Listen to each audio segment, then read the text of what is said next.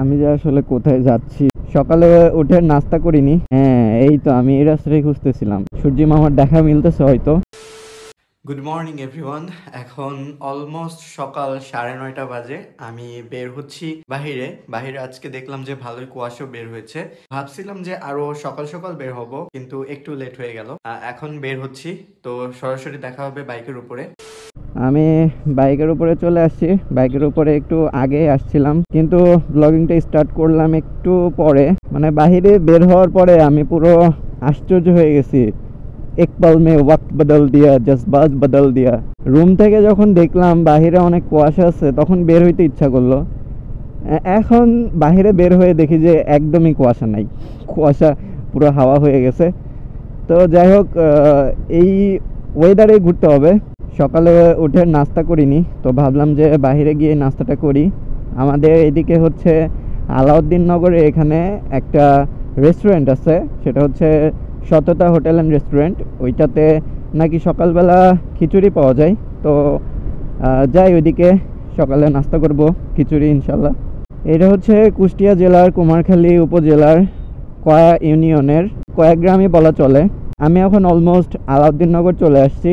এটা হচ্ছে আমাদের বলে হাতিসাঁকো।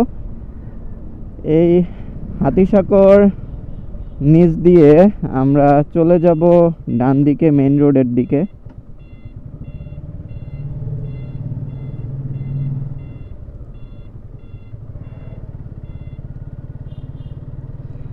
এই হাতিসাঁকো নিয়ে ছোটোবেলায় একটা স্মৃতি আছে।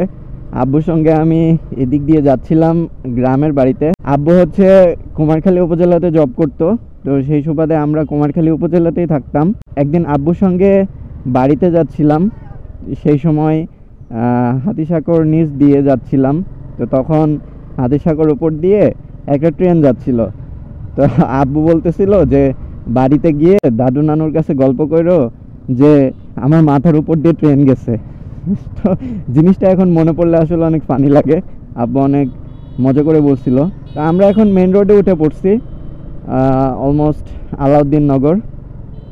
আমার পিছন সাইডে হচ্ছে কুষ্টিয়া, আর সামনের দিকে হচ্ছে কুমারখালী।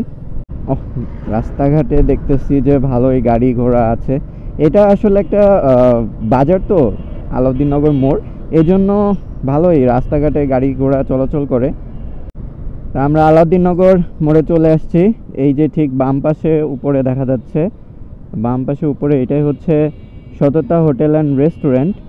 তো আমরা এখান থেকে নাস্তা করব, তারপরে চলে যাব অন্যদিকে। আমি যাওয়ার পরই ওদের খিচুড়িটা শেষ হয়ে গিয়েছিল, সেজন্য আমি ওদের তেহারিটা অর্ডার করছিলাম। তেহারিটা ভালোই ছিল, কিন্তু গোশের পরিমাণ একটু কমই ছিল বলা যায়। নাস্তা শেষ, এখন কুমারখালীর দিকে যাচ্ছি। এদিক দিয়ে যদি গ্রামের দিকে ঢুকতে পারি তো ঢুকবো, ইচ্ছা আছে। কুয়াশা মোটামুটি ওই সামনের দিকে দেখা যাচ্ছে হালকা হালকা। এখন আর সেই ঘুম থেকে উঠে যেরকম কুয়াশা দেখছিলাম সেরকম কুয়াশা নেই। মনে হচ্ছে রৌদ্র বের হবে। সূর্যি মামার দেখা মিলতেছে হয়তো। আমরা নন্দলালপুর ইউনিয়ন পার হলাম। বামের রাস্তাটা কি সামনে? হ্যাঁ, মনে হচ্ছে সামনে। আমরা এখন রেলগেট পার হচ্ছি। এটা হচ্ছে চড়াইখোল রেলগেট। তো আমরা রেলগেট পার হচ্ছি, এদিকে কুমারখালী চলে গেছে স্টেশন রেলটা। এরপরে আমরা মেবি ওই মোড়টার নাম মনে পড়তেছে না, মেবি ময়ন মোড় বলে। তো ময়ন মোড় থেকে ভাবছি যে বামে চলে যাব, ওই দিক দিয়ে গ্রামের ভিতরে ঢোকা যায়। বেসিক্যালি আমি হচ্ছে গ্রামের বাড়িতে ছিলাম, গ্রামের বাড়ি থেকে বের হয়েছি। গ্রামের বাড়ি থেকে এখন আমার উপজেলাতে যেই বাসাটা আছে, কোয়ার্টার আর কি, আমি সেই দিকে যাচ্ছি।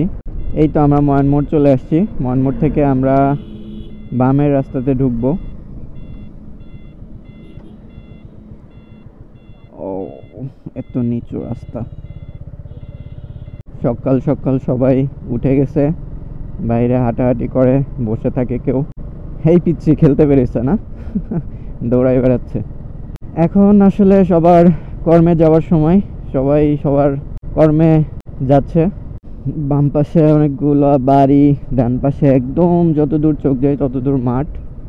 এখানে বাড়ি বানানোর জন্য ইট ভেঙে খোয়া তৈরি করা হচ্ছে। ডান দিক দিয়ে একটা রাস্তা ছিল, ওই দিক দিয়ে কি যাব? এদিক দিয়ে মনে হয় শিলাইদহ রাস্তাতে চলে গেল।